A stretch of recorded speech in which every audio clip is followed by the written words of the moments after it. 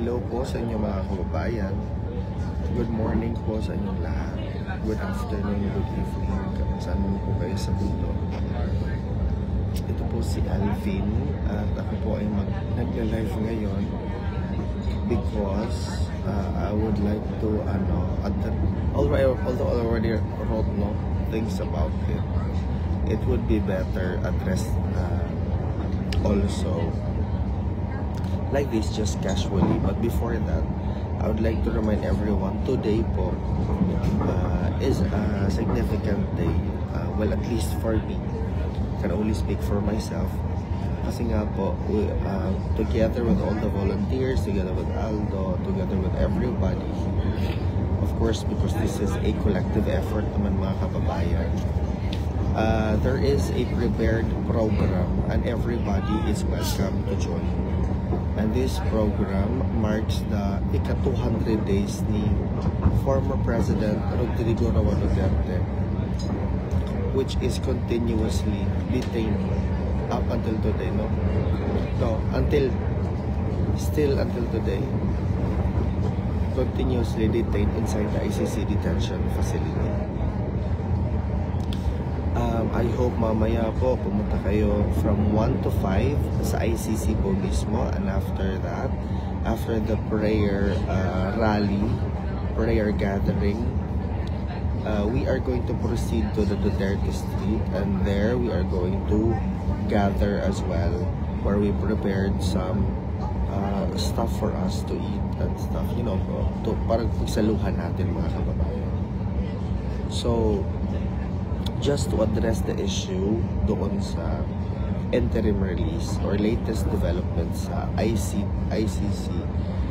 case ni former President Rodrigo Roa Duterte, it is important to note po na I have never categorically said, even yesterday, kasi I went live kasi on TikTok, hindi ko po sinabi na na-approve na or na-approve or granted na yung interim release ni PRRD.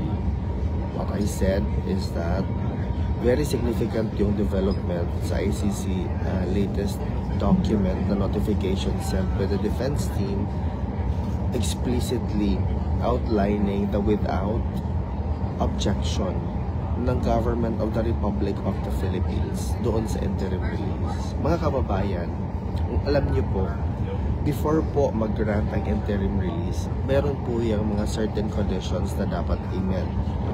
Host countries, mga guidelines and implementing whatsoever na dapat i-follow, imposed by ICC, agreement or without objection of the country who actually brought PRRD into the ICC custody. And if you notice mga kababayan, there's also an incident where two countries, the redacted country and the Kingdom of the Netherlands, were asked to provide their position doon sa submitted interim release ni PRRD, diba? Pero ngayon po, hindi lang po dalawa ang country. Mayroon na pong ikatlong country which expressed willingness to host the former president. Mga kababayan, i-check niyo po yung latest na post ni Vice President Inday Sara Duterte, because that is very important. Kasi po, it highlights certain issues which are pressing matters na dapat nating pagtuunan ng pansin. I was not able to sleep very well kasi nga, ang dami kong natanggap na tawag, my God, to a point na para na akong naantag dyan, nagka-anxiety ata or something. Hindi naman siguro anxiety, but it was the first time ever na parang sasabog na yung phone ko doon nga daw sa update. Ngayon, meron na namang posisyon na sinabi o nilabas ni Auntie Claire with respect doon sa situation or sa latest development, and that we need to clarify. Mga kababayan, hindi ko po ito gawa-gawang statement, Lahat po ng sinasabi ko ay based only sa mga documents which are publicly available for everyone to peruse or to look into. Hindi po yan pwedeng maging secret, mga kababayan, kasi even the media will have access to this information. Diba? So, ito po yung importanteng rason po kung bakit po para sa akin kailangan as much as possible kung meron na pong information na available doon, latest development, ipag-alam talaga sa taong bayan. Kasi napapansin ko pag ang mainstream media na po ang magpapalabas ng news, ang pinipick up lang po ay yung mga negatibong aspect ng development.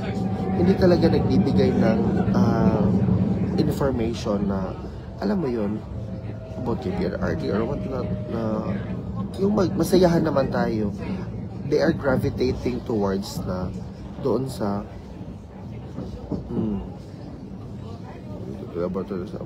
exactly, correct.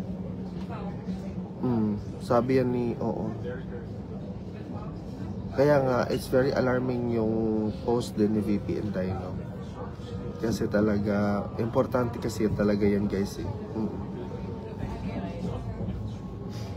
So, as of now, mga kababayan, I remain positive, I remain optimistic doon sa hinihintay natin interim release ni PRRD. Lahat po tayo gusto natin ng interim. Sorry. Is this going to The Hague? Is this going to The Hague? Den Haag. Leiden. Daar in Den Haag. So, okay. Thank you. Thank you. Okay. Sorry guys kasi I am actually sat inside the train na hindi ko po parang pumasok na lang ako sa train. Hindi ko alam kung papunta pa tong dahil.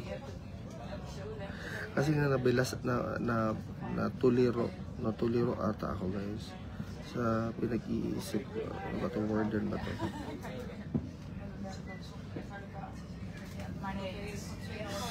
Wait lang guys, i-check ko muna guys ha, para malaman.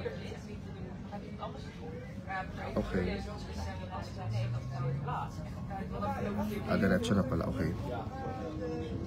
So, yes, i-check niyo po yung post ni Dare to Ask, mga kababayan. Yung nangyari po talaga kay PRRD before, i-repeat nyo na lang doon kay VP Inday. Meron pong post si VP Inday, i-share niyo po iyan para malaman po ng buong mundo. Sinare ko na din po sa page ko. Kung ano po, kung meron kayong time, read it carefully, share it para malaman ng buong mundo anong nangyayari kay PRRD. Kaya nga po tayong mga kababayan, I am very excited sa idea na si PRRD ay ma-interim release na. Kasi nga, he deserves the freedom. Totoo lang. Ang nangyayari po kay PRRD ngayon, he remains incarcerated even though at 8 years old, he's already experiencing different ailments. Yan po talagang totoo. And right now, kailangan po talaga nating to voice out our concerns with respect to the situation of PRRD. Meron pong member ni PRRD na magbisita sa Monday. I think the next person will visit is Sir Benjamin Duterte or si Sir Bong Duterte, yung nakababatang kapatid ni PRRD. Yes, official page po ni VP. Yes, pumuntahan niyo po Inday Sara Duterte. Makikita niyo po doon. Even sa page ko, share ko naman po. Share ko na po mga kababayan doon sa page ko para po makita niyo po ang post ni VP Inday. Ito po, ito yan. Okay. Correct. Kaya po mga kababayan, ako po, I am very optimistic na si PRRD talaga ay makauwi na sa Pilipinas or magrantan man lang na interim release. Kasi hindi niya talaga deserve na nandyan sa loob ng ICC detention facility. Opo. So, ang importante po tayo po ay magkaisa. Tayo po ay magkaisa para sa ating pananalangin about KPRRD, sa ating paglaban sa mga ano man yung dapat natin ilaban, especially increased visibility or what not mga kababayan. So yun po talaga ang pinaka-importante. So don't worry sir, wala ko sinabi na hindi ko po talaga sinabi yan na nag-grant na yung interim release ni PRRD, but there seems to be an effort to peddle this fake news to, I don't know, enrage the people or whatnot. Gusto po natin mangyari yan. Yes. Yes, oo, correct. Totoo yan. May new post po talaga si Vice President, si Vice President Inday Sara doon. He was found unconscious on the ground kasi parang natumba si PRRD. Yun. Mga baga kay Silagnaong guys, actually sa mga kaigsuunan na ako na naniniwala kay PRRD. Super baga lang. Hello, Alvin speaking. How can I help you? Hi sir, kamusta? Okay na sir.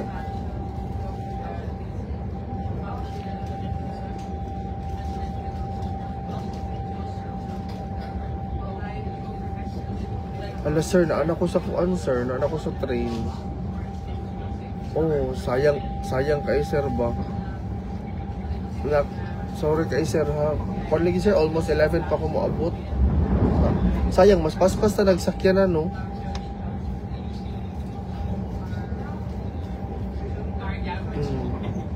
Salamat sir ha. But see you later sir. Salamat. Okay, sige. Sige. Ayaw. So, ilalang yata ka na lang yung meaning. So, exactly. Guys, kasi, ang nangyari kasi kay PRRD, sorry about the call, meron kasing, natumba kasi siya and he was found lying on the floor and he needed to go under laboratory test to check or whatnot, to check na bagok ba yung or whatever, meron pa mga simbako lang mga ingana ba. So naagi siya test para to make sure he's okay. Yes. And sabi nga ni VP, it was not even disclosed to the family na nangyari yun. Diba? So bakit yan hindi ginawa? So yun yung pinaka-importante na at least nalaman ni VP na ganun palang nangyari sa PRRD. Kasi wala naman kaming karapatan guys na pangunahan ang pamilya kung ano-ano man guys. So, we always refer to, that's why I'm very careful with the things I say on social media or any platforms guys, because I want the news should come first from the family. What I'm only updating, especially yung real-time update ko talaga, is yung mga interview sa family, yung mga update mismo sa ICC na highly verifiable, yung ganyan. Kaya I always put proof sa mga post ko para hindi naman makasabi ang taon, ay ginawa-gawa lang yan ni Alvin, di ba? I always want to be reliable. I don't want to peddle fake news whatsoever because I only have one thing na pinangahawakan ko bilang isang normal na tao galing po sa inyo mga kababayan. Ay yun lang po yung tiwala ninyo. Pag nawala po yung tiwala ninyo, wala din po ang Alvin at Tourism. Kaya I always make sure na yung mga information na binibigay ko, sinusulat ko or whatnot, pinopost ko, those are only reliable and factual information para po tayong lahat, iisa po tayo, sa isang page po tayo lahat, di ba? Kasi feeling ko guys, malapit na, opinion ko lang ito guys, si PRRD, malapit na magranta ng interim release. Yan, feeling ko lang yan. Kasi, okay, sabihin ko sa inyo, bakit ko masabi yan? It was already made public. There was a news coming from Reuters na the ICC will most likely receive a general sanction from the United States. Alam niyo naman, it's already a public knowledge na yung ICC was already sanctioned by the United States selectively lang muna as of the moment. Selectively, ibig sabihin, targeted lang yung mga specific personals like the Chief Prosecutor Karim Khan, the Deputy Prosecutor, and other personalities who work inside ICC or at the ICC and other judges or whatnot. This time, the rumor has it na they will receive a general sanction. What's the implication po ba sa general sanction ng US? Bank accounts frozen. Yung software nila, processes, ganito, ganyan. And the ICC right now is looking into ways to counter these particular rumors of supposed general sanctions na ibibigay sa kanila. So, yun po ang importante ngayon. Ano po bang mangyayari? Alam niyo po ba mga kababayan, lahat po ng mga empleyado ng ICC, it was already written, no? Lahat po ng mga empleyado ng ICC ngayon, they receive their salary until the end of December. Because the moment the banks are going to be, the moment the assets are going to be frozen by America, they can no longer operate. Yan po yung importante dyan. That's why it has never been this fast po yung kaso before the ICC in comparison doon sa nangyari ngayon kay PRRD. Can you imagine, guys? We're already looking at the interim release of PRRD, which is actually his right, a legal remedy for him, which the defense team actually took decisive action to apply. Yes, yan po ang totoo. Kaya ngayon, nagkakandara pa ang ICC ngayon, and they really need to expedite the process of granting this interim release. Yan po talaga yung posisyon ko, mga kababayan. That's why I'm very hopeful and I'm very positive. Positive talaga.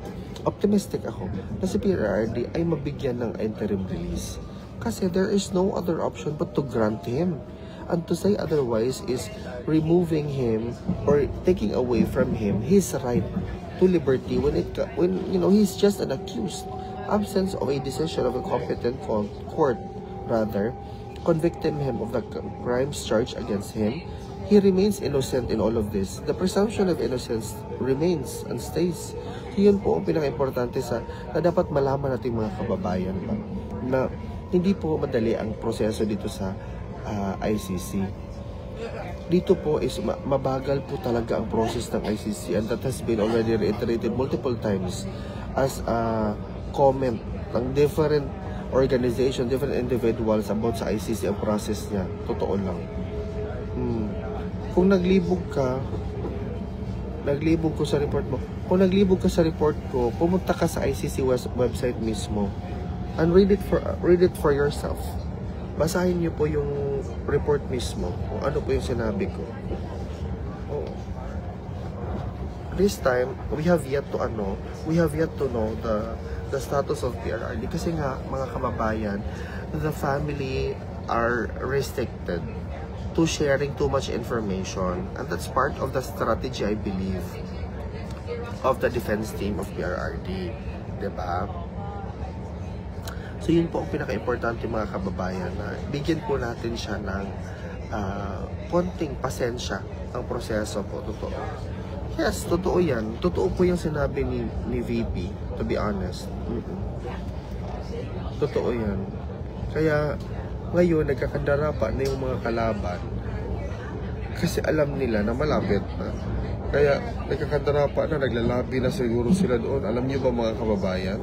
Former Senator Tolentino was here in The Hague, and he's already been here for, I don't know, weeks? A week or so? Hindi mo namin nakita. We could have invited him kung alam pa lang namin. But I don't know, fate has it, probably destiny.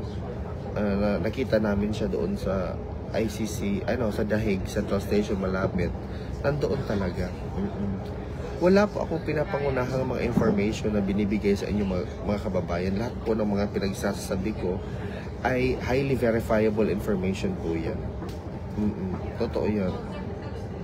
At saka wala po akong kung ano-anong mga pinagsasabi which are misleading, because yun nga, ayoko po mawala ang trust sa akin ng tao, kasi yan lang po ang pinaghahawakan ko bilang isang normal na individual. Yes po. Welfare check. Kaya yun, ang dami na, if you're going to make tahi all of the stories or the incidents which has transpired, mga kababayan, malalaman niyo po anong bottom line dito. Yes, yan po ang pinaka-importante.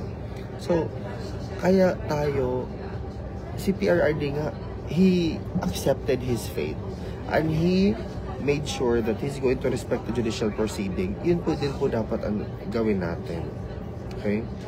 Kung ano man po, sabi ni Ma'am Nanette SGRN, keep it to yourself muna, kapatid. We will wait kahit mahaba, basta yung announcement is 100% sure. Ma'am Net, lahat po ng sinabi ko ay sure po yan. Ang sinabi ko, ma'am, hindi po yan gawa-gawang kwento. Opo.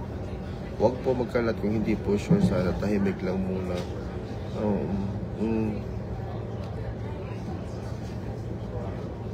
Sa floor, baka. Oo nga. I would have wanted to ask questions to Tolentino, actually, former Senator Tolentino, about what is he doing here in The Hague. No, he probably don't need to explain or whatnot, but I find it very odd that you are here already for a long time. Magkasama ba kayo ni Trillanes doon sa ICC seminar? Are you now a point of contact of ICC? Because that's what the seminar all about. Cooperation of nation, chuchu, ganyan. And a point of contacts of countries, or that's why Trillanes was there, because siguro yung seminar niya, pinapairal niya yung presensya na that he is cooperating with ICC or whatnot. Diba?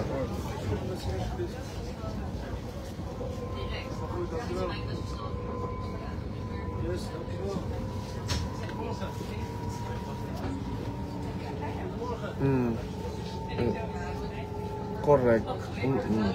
Kasi mahirap pala. Ngayon nag-release na naman ng statement daw si Attorney Claire, countermanding, basically in contrary doon sa sinabi public document na isinumite ng defense team. Correct, totoo yan. Natagpuan nga si PRRD na walang malay. Totoo yan actually, and he needed to be rushed to the hospital to go through 8 tests or whatnot.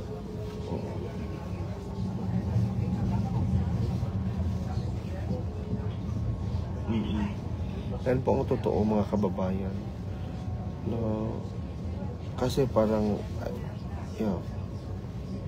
let's just rely on VP Inday's statement. Opo.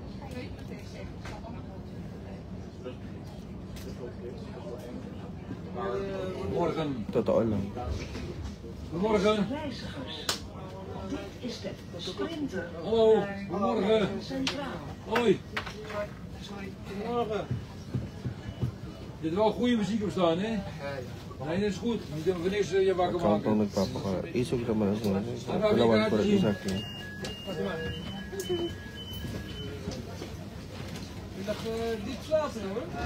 Alvin, magpaalam kayo sa supporters pag sumama kayo sa Alvin, sana magpaalam kayo sa mga supporters pag sumama kayo sa mga di yung iwan nyo na lang sila sa Duterte Street. Ma'am, it was... Opo, ma'am. Nagpaalam naman po, ma'am. Love, totoo po yung interim release nito. Yes, low kasi tatay, guys, because he really needs somebody to help him, but it's not possible kasi na magkaroon ng iyayad or helper doon sa loob eh. Bawal kasi, guys eh.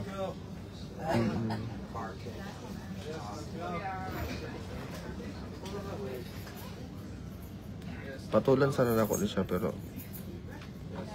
di na lang. He's old and frail, correct. Oo, talaga. Hanap na naman ang bulag para down ka. Ito lang nagawa. Yeah, okay lang yan, ma'am. Hanap na talaga yan. That's very normal. Kaya nga ako nag-live to address the issue. Kasi nga, ayaw ko na parang sabihin na, oy, sa Alvin nag-fake news or whatnot. Kasi, I'm very careful talaga sa mga pinagsasabi ko. Especially of this level and magnitude na national interest talaga yung pinag-uusapan natin. Because alam ko, ang supporters ni PRRD is in the millions. Hindi ito yung supporters lang kung sino man. We are talking about the country. We are talking about people who really wants to know na safe and sound ang ating pinakamamahal na living hero na si PRRD. Kaya ako, careful ako sa pinagsasabi ko.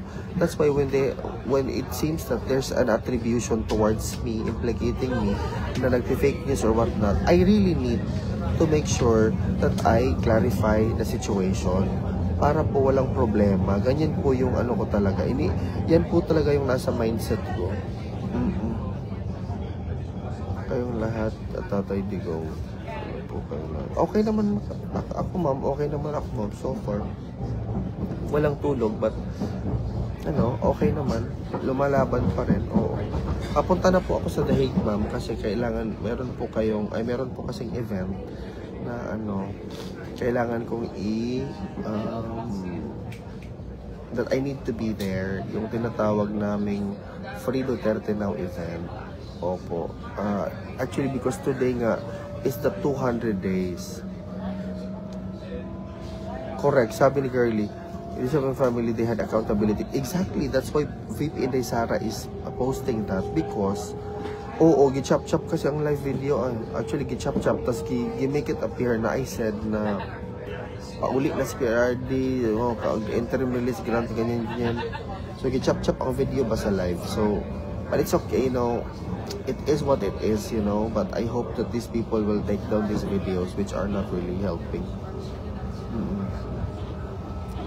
Gubot yun, yeah, correct. Si PRRD guys, sa totoo lang, tigo lang naman yun siya. Is 80 years old. This is a reality that we cannot really, close our eyes and pretend na hindi yan ang reality. Factual na siya guys. Tigo lang na si PRRD, 80 anyos na siya guys.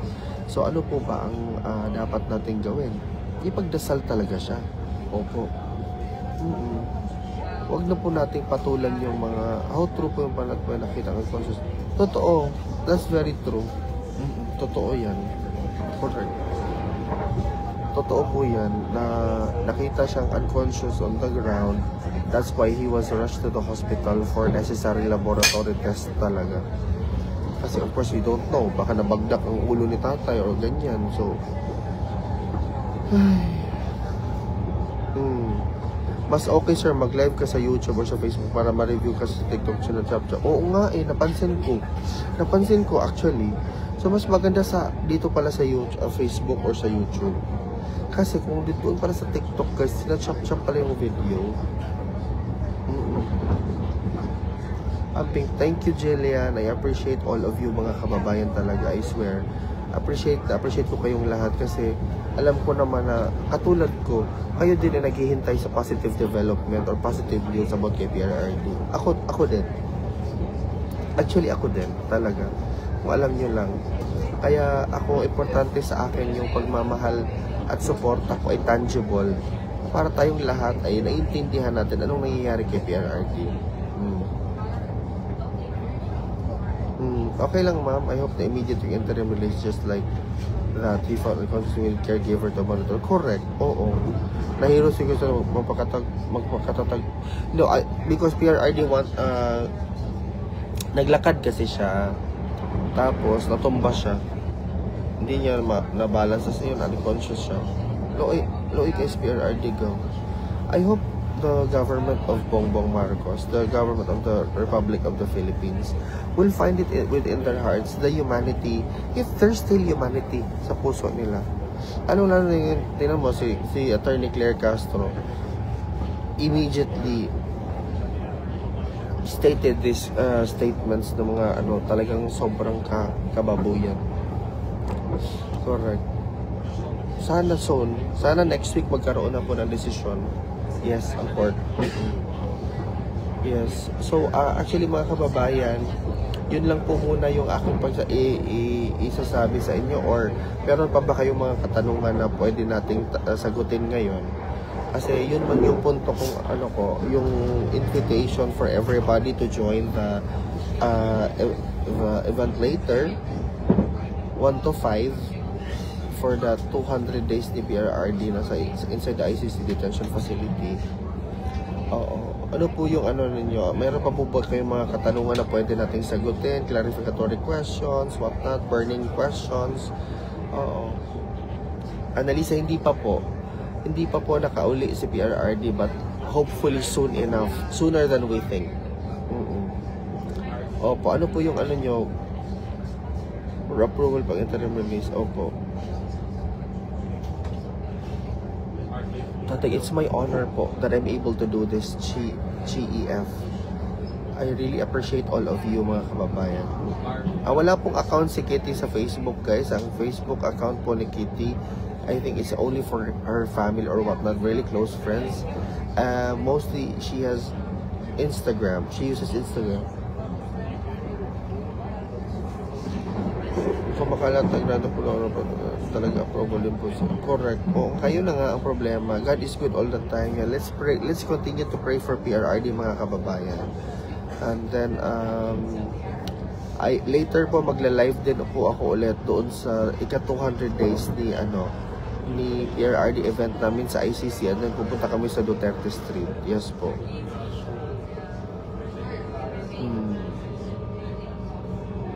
Sir, murag third imo ay sleep ka muna kay dagag energy sa event. Yeah, I'm actually really tired, but I need to how to say that, I need to have the energy. You know what I mean? Ano lang ko ba? Kanang lalaban pa rin, guys, kasi when all of this is done, I will have plenty of time to rest. I just want to make sure na while PRRD is still here, while PRRD is still detained, while PRRD is still fighting this through the legal course, I want to cover it for the whole world to know. Not because I am paid to do this, but because as a Filipino, I feel this is my duty for my country and for my countrymen. Yes po. Yan po talaga ang pinaka-importante sa akin. Opo. Sana naman hindi nila gawin yun kay PRRD, no?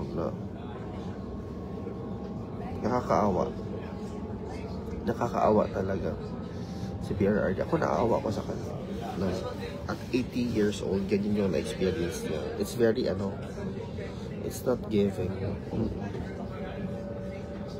Maraming salamat sa inyong lahat, mga kababayan. God bless all of you.